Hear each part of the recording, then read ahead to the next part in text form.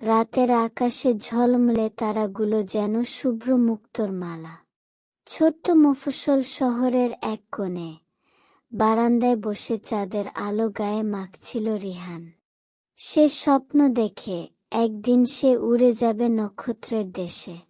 রিহান ছোটবেলা থেকেই আকাশ আর তারার ব্যাপারে ভীষণ কৌতূহলী।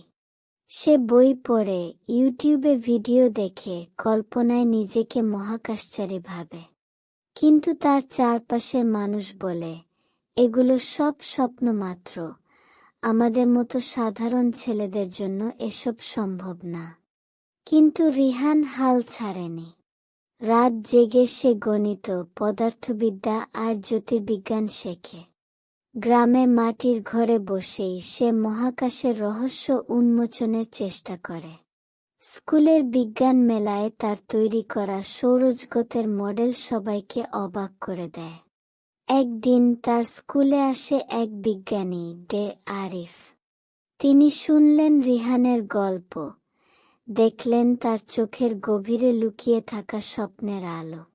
তিনি বললেন, স্বপ্ন যদি সত্যি করতে চাও তবে লেগে থাকো, সঠিক সুযোগ তোমার জন্য অপেক্ষা করছে।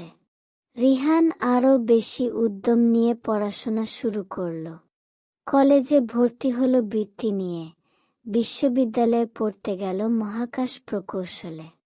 তারপর একদিন বহু বছর পর সে নাসার একটি বড় প্রকল্পের অংশ হিসেবে মহাকাশযানে চড়ে বসল।